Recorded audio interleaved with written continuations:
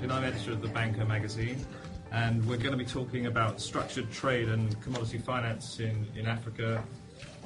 Today we've got a very distinguished panel to help us do that. This is actually the third in a series of roundtables we're doing on Africa. We've done two already in London. One was on project finance, one was on local currency debt raising, and this one is very kindly sponsored by Afrexim Bank, and very grateful to them for their assistance. Let me, I think, start now by introducing the members of the panel, getting them to introduce themselves. From my left, perhaps you could introduce yourself, say your name and your organisation, and just let us know a little bit about yourself. My name is Durosinm-Etti. I work for Sky Bank in Lagos, Nigeria. I'm the Deputy Managing Director, and I oversee the areas of corporate and investment banking, treasury, and structured trade finance. I'm Michael Gondwe. I'm president of the PTA Bank, whose official name is Eastern and Southern African Trade and Development Bank. This is a sub-regional bank out of economic integration arrangements associated with COMESA. My name is Shankar Rao. I'm the Executive Director of the Export-Import Bank of India. The Exim Bank of India is India's official export credit agency, and it is vested with the responsibility of financing, facilitating, and promoting India's international trade, which covers both imports and exports. My name is Jean-Louis Ekra. I'm the president of the African Export-Import Bank, which is a multilateral financial institution which was established in 1993 to cover and to promote export from Africa and to promote import that can generate export for our continent. Hi, Brad Woodhouse with RZB Finance. RZB Finance is the finance company of Raiffeisen Bank, based in Vienna. And our specific area of focus here in the U.S. is working under programs of U.S. Exim Bank to finance U.S. exports to Africa and other parts of the world. I'm Jean-Pierre Benichou. I work for Standard Chartered Bank. I'm a director in structured trade finance in London. And I've been covering Africa for a couple of years now. We are very active in all sectors of the economy, of the industry. We've got banks on the ground in 14 countries in Africa, and we do all kind of financing from oil and gas, basically mining, metals. I'm Chris Newsom, the Deputy Chief Executive for Standard Bank, not to be confused with Standard Chartered Bank. Africa's largest bank, and represented in about 18 countries in sub-Saharan Africa in particular. Our operations in Africa are seen as a separate division. However, we do a lot of activity, particularly in the trade business, through our London operation as well. Well, let me just give you a little sort of background on the agenda. I think we're going to start off by talking about the whole sort of evolution of structured trade finance in Africa and the impact of trade liberalisation.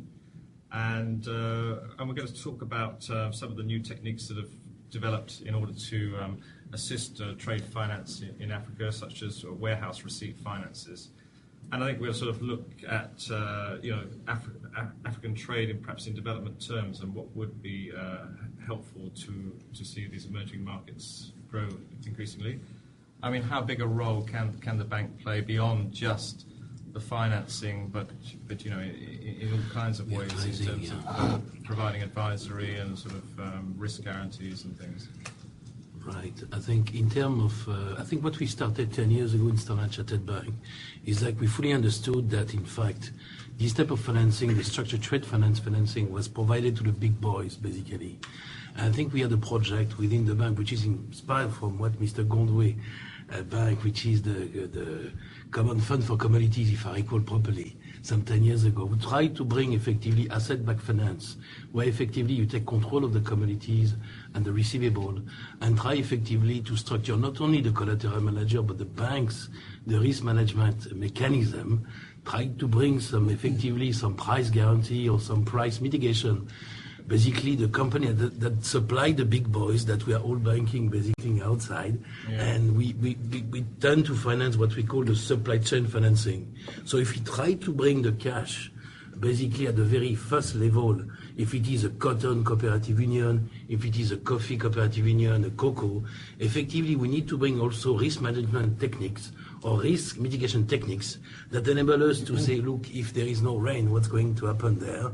Is the stuff, we've got team basically who finance when the stuff is still on the ground. For me, basically, I prefer when the stuff gets out and then I come and bring the cash.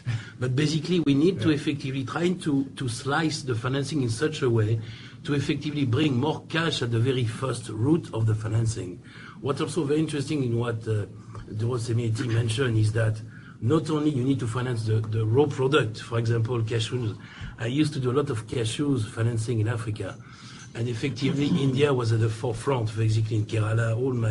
All the cashews I was shipping from Tanzania, from West Africa, used to go into Kerala. So we flew down there and I said, look, we need to set up some plant in a country. And we did exactly what you did basically in an East African country, where effectively we try to bring some value added to, and that's I think where you look at soft commodities today, you look at the minings and metal today, I think that's where I think Africa needs to go. Well, perhaps we could bring in Shankar Rao from Export-Import Bank of India. I mean, tell us what the experience has been in India and how you've solved some of these difficulties. Yes.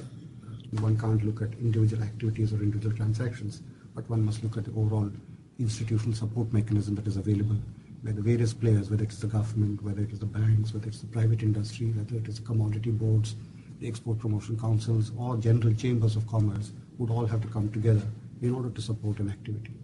A few quick points in this connection. One, in terms of value addition, we consciously believe that it can be very significantly achieved if the buyer and the seller can come together and then set up facilities in Africa. I could give you an example of how, as Exim Bank of India, we have worked with a company that used to import rock phosphate rock from Morocco. And then the buyer and the supplier got together and they set up a joint venture. And now phosphoric acid is in fact exported. So there is value addition that takes place, as local development that is occurring, and as a result of it, we are able to move to a level which is very different from the others. The second is the banks, and that again I'm drawing from Exim Bank's experience, has to go much beyond financing. The bank has to play a role, not just in terms of providing what we would call pre-shipment finance, in order to give the staying power that is required by a supplier, not just in terms of post-shipment finance that would enable a company to offer credit, as a result of which it could wait for payments to be received over a period in time, but the bank financing it, but also in terms of the information, the advisory services, helping to diversify markets, decide on what could be the nature of our collateral that will be available, and basically to see how this whole infrastructure could be created. Well, Michael Conway, perhaps we could bring you in. I mean, how is a bank like yours, Eastern and Southern African Trade and Development Bank, able to assist in the development of exports from Africa? What kinds of facilities are you able to provide to exporters and to banks? Well, to start with, as a regional organization bank, we come from the premise that Africa's trade is pathetic in terms of volumes. And therefore, something has got to be done. And therefore, the whole process of getting into integration arrangements to try to build the market. Now, with particular reference to exports, again, we see that a lot more has got to be done. The legal framework needs to be in place. When you talk about warehouse receipts, I mean, in most countries, there's no law. I mean, he refers to a project which we looked at together with CFC, and we're looking at three countries. And we thought that the process was getting into place whereby warehouse receipts would, by law, be recognized as good collateral. That exercise is not. It's almost 4 years now. That's in a particular country, or But in 3 countries, Yeah. we looking at, and we trying to help out and so on. But generally, it's the case across Africa that warehouse receipts are not a legally binding contract. Is that correct, or it just depends on which market you're in? Yeah, it does depend. It depends on the markets you're in. Yeah, it depends on the markets you're in. Of course, you can put together some interpretation there and there to at least provide comfort. But the exercise we had embarked on was towards getting legislative recognition, so that warehouse, and then from that you could provide an industry. People would put up warehouses and this therefore would provide receipts. And as he was talking about transactional costs, I mean, if you can have those, I think they would even help towards cutting down on transactional costs. So I think, I'm generate, but otherwise, your observation about the dismantling of the commodity boards and so on, I think that was recklessly done, particularly from the fact that there was no infrastructure created to take over the vacuum that was created by the dismantling of these regulatory boards. And so that brought in confusion. And of course, one would say that one would admire these banks for coming up with innovations. And hence the structured financing to bring about and to mitigate risks and so on. So we as a bank, basically in trade, running with the African Export-Import Bank, are trying to get together to get banks to get the other processes. At the same time, we also have a developmental window which looks at, Africa has to produce and therefore emphasize the areas of value addition. Africa has got to produce and add value to its commodities. And then, of course, it will be able to get better value from elsewhere. Well, we're going to obviously get deep into some of these issues, particularly the warehouse receipt financing. But before we do that, perhaps I could bring in Brad Woodhouse from RZB Finance. You're working the other way around, I think, aren't you? So is there anything that sort of caught your ears here in the discussion on trade? Mm-hmm. Well, yes, we are looking at financing exports from the U.S., but of course, if the type of equipment which is to a large extent transportation, trucks, trailers, and so forth, that can obviously facilitate exports by companies within Africa, primarily to other African countries. There are some advantageous programs, primarily with the used equipment programs to finance those. Those can be very cost-effective for the companies to use, and generally very economic when compared to the competitors. We also look at some manufacturing projects, and then of course equipment for oil and gas extraction. So that is a way to help African countries companies to develop their export facilities. I mean, the thing about warehouse receipt financing is that it's only as good as the warehouse that issues it, isn't it? And Jean-Louis, when we were talking yesterday, you were saying, as a bank, you were looking at perhaps getting more sort of guarantees into some of the subsidiary warehouse companies or logistics companies. Well, actually, the whole issue is how reliable is a warehouse. Yeah. A warehouse and a warehouse receipt. Many of those international companies who deals with warehousing have been using subsidiaries in Africa, which are limited liability companies. Now, when you have, and you know that trade is large volume, small margins, and when you have, it's a bulk of cocoa somewhere, which is supposed to have a certain value, but the warehouse company itself is so undercapitalized that if you lose money there, you cannot call on their capital to pay you back. So one of the challenges has been to find ways to cover that risk. And the way Afrexim has been looking at it is, if I take an international company that has warehouse activities in an African company, I will ask them to guarantee the local company, so that you can mitigate that risk. Yeah. Because basically, with the dismantling of all the commodity boards, you have huge performance risk there. Because before, since there were monopolies, no matter what they do, eventually the goods are going to go through the seller, who will be the cocoa marketing board or the cotton marketing board and so on. But now, what you have is new generation exporters who are facing challenges in terms of funding and so on. So the risk is becoming higher. Now you want to shift this risk to the warehouse agent, who itself also is a risk. So these are the challenges. Yeah. And that's for the part of the business, so to speak. But from the perspective of a development financing agency like African Export-Import Bank, because we have also to deal with the promotion of Africa into trade, we look at this as challenges, because the key is to bring value added, as everybody knows. That's the key to development. If you bring value added where it is, then you don't suffer the volatility as much of the commodity boom or commodity. So that's where Afreximbank sees this as really real challenges, and that's why we are bringing partners here and there to look at the value chain and how you can bring in value added there. Because you take the example of all those commodities we've been talking about, the result of the dismantling of the cocoa marketing board or coffee and so on has been that the big buyers have now come closer to production, because they didn't want to incur that performance risk themselves.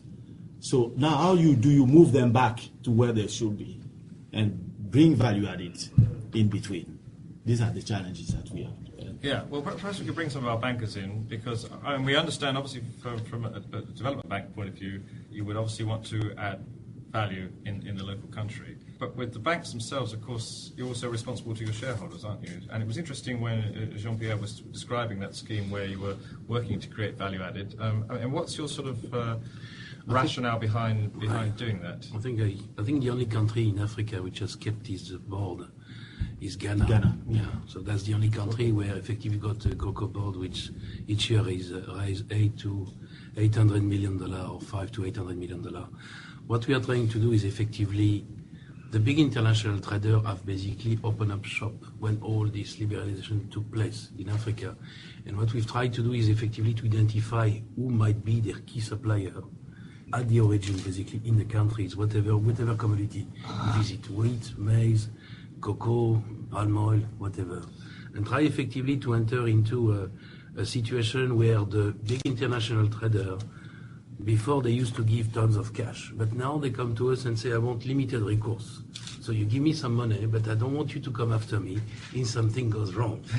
So because we have basically a footprint which is very close in each and every country, we are going to try to identify who were effectively the agents or effectively the supplier on a medium-sized basis and try to beef them up. All right, let's bring in Kehinde from Skybank again. I mean, are these the kinds of things, well, two things really. I mean, have you had negative experiences with warehouse receipts? I'm sure you have.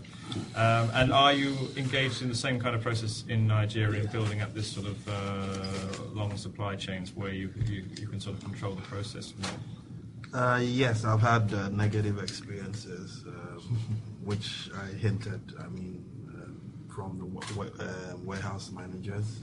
And the way we're moving ahead now, I'll just take you back a bit. There are 5 processing plants, because what we have concentrated on now is, rather than export, we don't finance produce exporters anymore. We only deal with processing, those who process and export.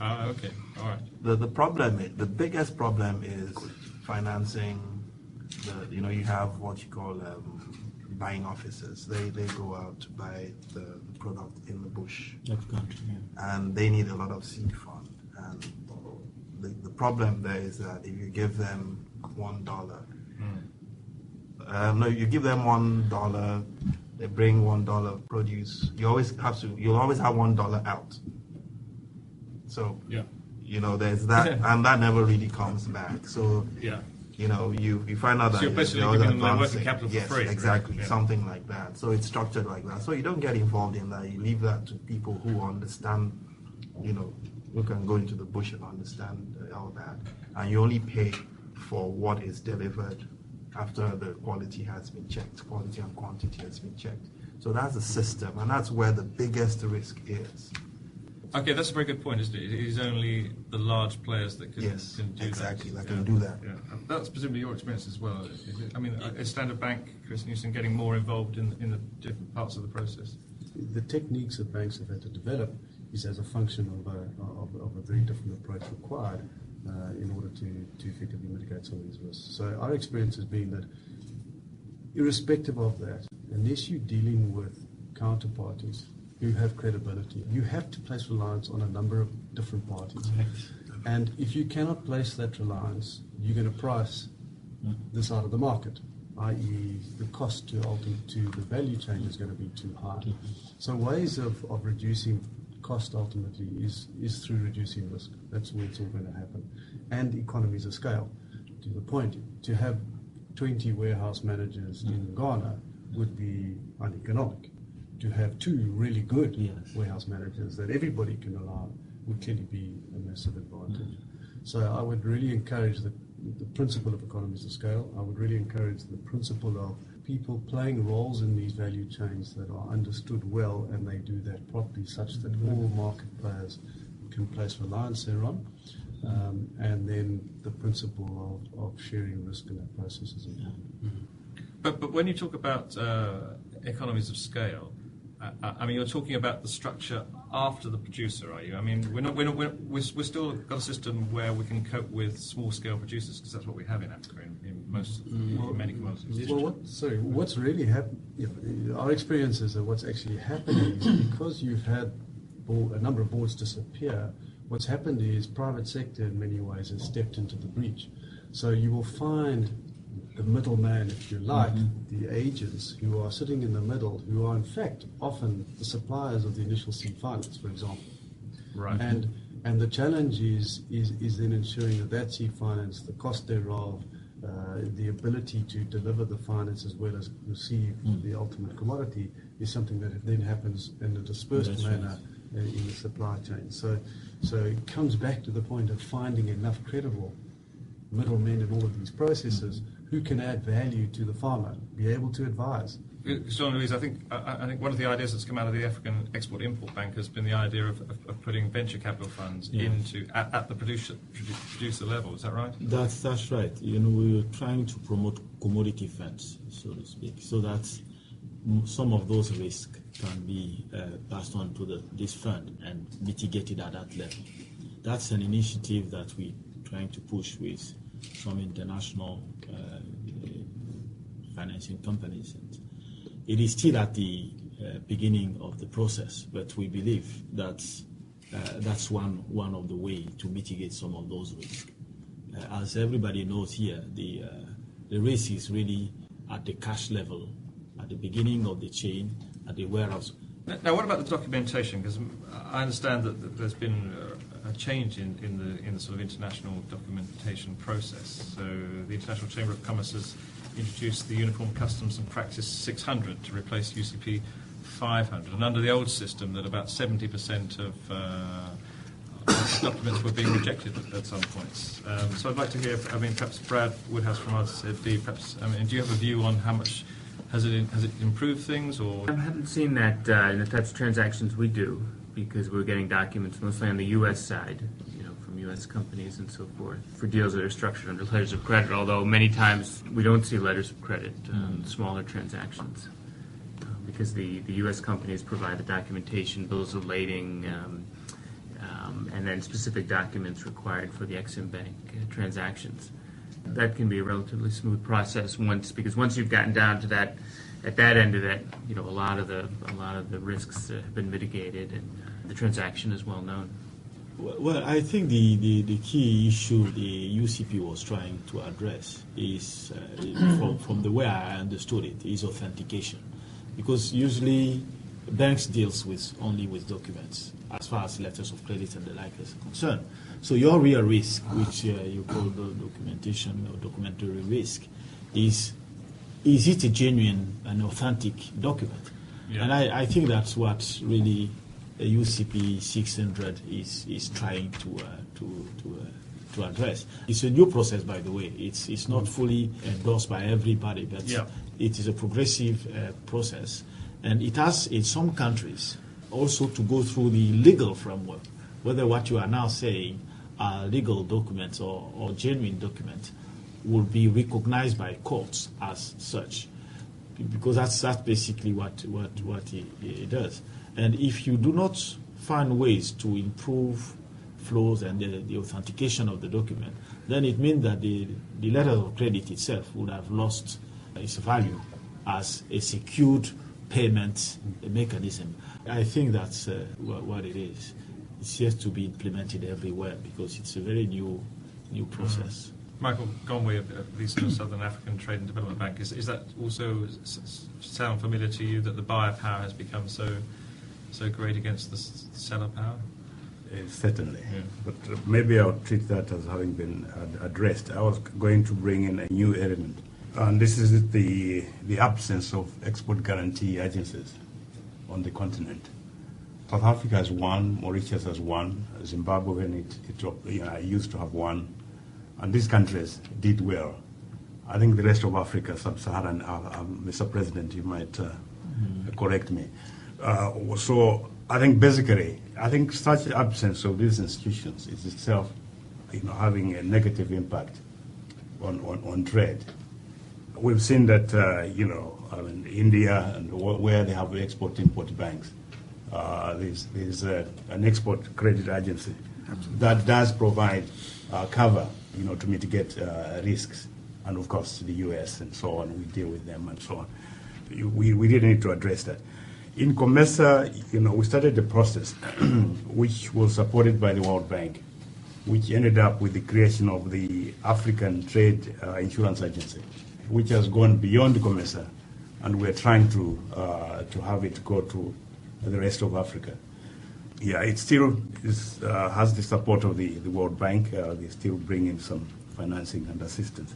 But I think basically that's the road to go. I think something we need to, because once it's there, then I think banks also can rest a bit. They'll be looking at, at least somebody is somewhere taking the risk. All right. So where should the initiative for those kinds of guarantee agencies come from? Is it governments, or is it development banks, or? I don't think you can put it into one party's lap. I think they naturally become a joint venture between public and private sector. And certainly development agencies have a huge role to play in that, primarily because of the experience they've had elsewhere, which they can translate into the process. I guess these export agencies, by their very nature, are set up by countries to facilitate that country's trade. The point being made here is that how do you regionalize some of those principles to help support a regional initiative rather than necessarily, and that region can be East Africa, can be West Africa, can be Southern Africa, can be Africa, and that's where some of the challenges come in, I guess, because primarily countries by their very nature have a primary responsibility to themselves. It's very tricky, yeah. and I do agree that it's not easy to see this in terms of regional, because we are playing this kind of role for the continent, African Export-Import Bank. When you look at export guarantee, so to speak, what you are trying to do there is to cover the risk of the exporter, and usually the payment risk and the country risk. That's what you are trying to do.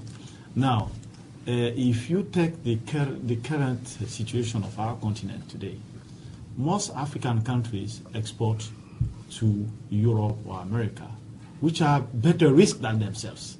So now you are saying, I'm going to cover you for the risk of exporting. But the coverage is probably weaker than what the buyer is. Yeah. So it's a challenge. I think in the context of intra-African trade, it's certainly a very, very relevant mechanism. I might just supplement that. I think one could sort of parse that a bit more and talk in terms of the country risk and the buyer risk. Yeah. And there are instances where there are buyers from these developed countries as well, where one has to take a very conscious decision that, notwithstanding the fact that things haven't gone too well in the past, or notwithstanding the fact that we don't know the buyer, but we still want to go ahead with this transaction. And there are instances when companies have burnt their fingers in Correct. as well. So it has to be looked at in a more holistic manner. Now, while we're on the subject of sort of establishing more of the basic trade infrastructure actually in Africa, what about the idea of commodity exchanges on the continent rather than having commodity exchanges all overseas? And I think, Shankar, you've got some experience in India of setting up MCX. That's right. And I think it's being talked about actually replicating that in Africa. Is that correct? Absolutely, yes. And in fact, because of the successful experience, I think there are a number of governments in Africa who have started discussing with them and asking whether they could help in replicating this. replicate perhaps may not be the appropriate word, adapt it for the conditions that might be required. Yeah. And what sort of advantage would that bring? I think the advantage that we perceive now is that the original manufacturer starts deriving a large portion of the benefits. So the producer starts benefiting. The producer has access to the level of information that is otherwise not available to him.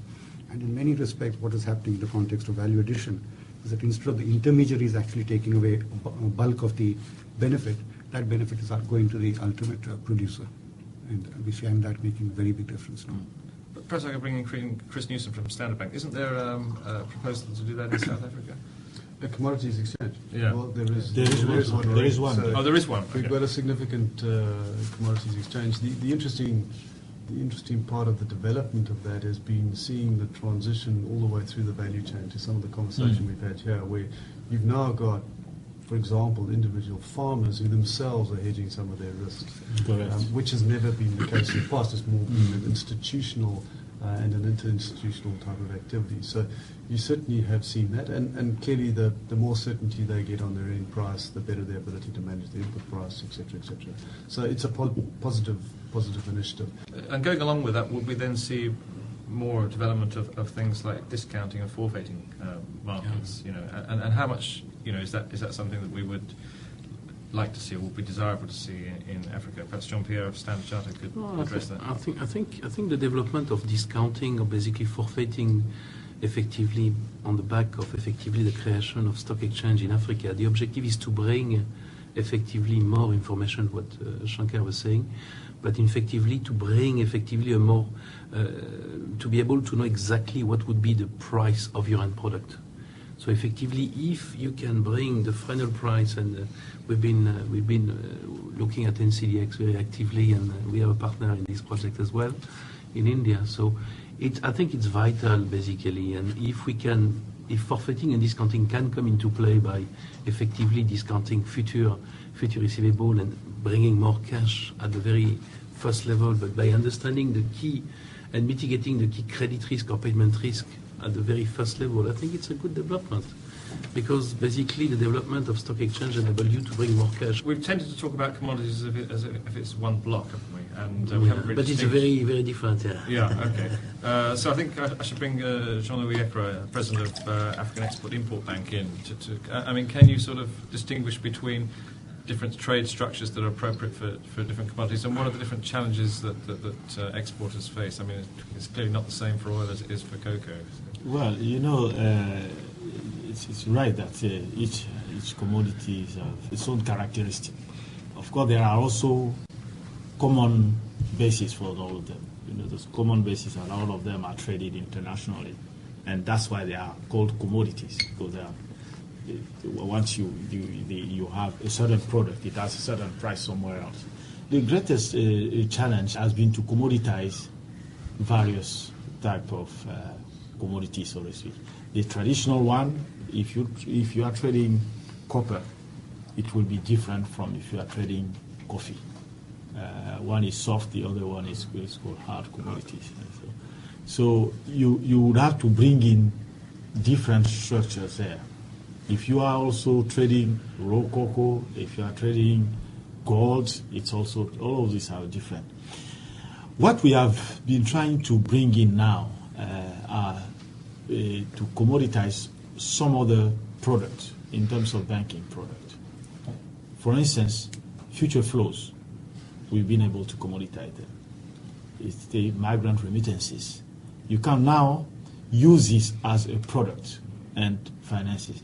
The new product also that we've been trying to launch has been carbon financing. Right. As you're aware, after the Kyoto Protocol, there's been the development of a new commodity, which is carbon emission. It's now being traded just like coffee or cocoa is being traded. So these, we believe, are opportunities for our continent. For instance, you can have a transaction which in itself would not have been really viable. But if you add up a carbon emission reduction as a credit, again after the Kyoto Protocol, then that could enhance the viability of the transaction. Going to from Skybank, I mean, are these exciting ideas for your bank, sort of emissions trading? Presumably you have some remittance business already, is that correct? Yes, we work very closely with Afrexim. They seem to have a good understanding of African markets and the risks, the people. And that has given them some kind of advantage over a lot of the European banks. The kind of products and innovations they're bringing are very good. The remittances is one that we're embracing and we're working on with them and partnering with them. Basically, we're working closely with them on financing agri exports on some of our cocoa exports.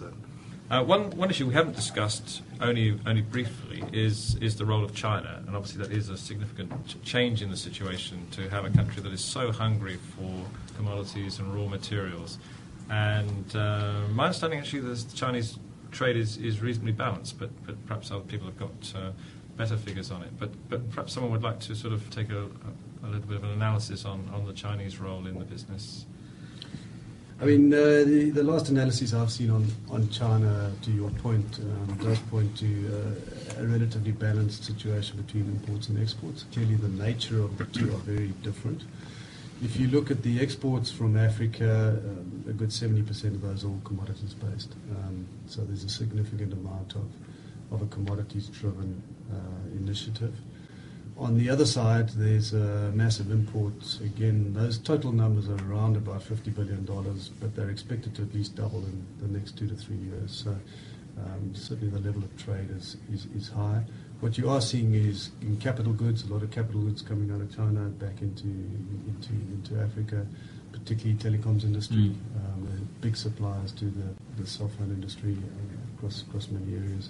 Obviously, a lot of manufactured goods on the industrial side, clothing, textiles, and areas of such like. So, all right, let's spend the last few minutes talking about the general risk perception of Africa, and it obviously is perceived as risky, but and presumably around the table today we would say that that risk can be managed. And perhaps I could bring Brad Woodhouse in from RZB. Brad, from your perception of selling goods into Africa or sending goods into Africa, is the risk perception, is it getting better or?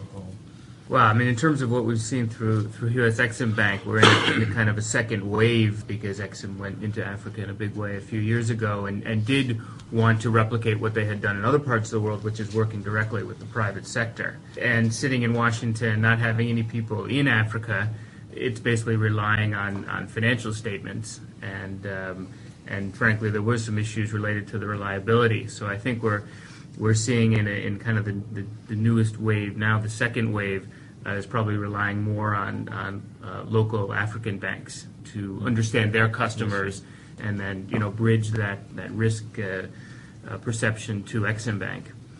And what we're seeing is, I think, a positive trend is that by nature the export credit agencies are demand driven, right? They sit in their countries, and if one of their companies is selling, they'll try to help them out by analyzing the company, the buyer, to try to make financing available. But on a very positive note, U.S. Exim Bank has gone and after the consolidation of and recapitalization of the Nigerian banking sector, they've gone in and looked at 17 and pre-approved 17 Nigerian banks and created a facility for a very expedited approval process and less documentation to get that financing available.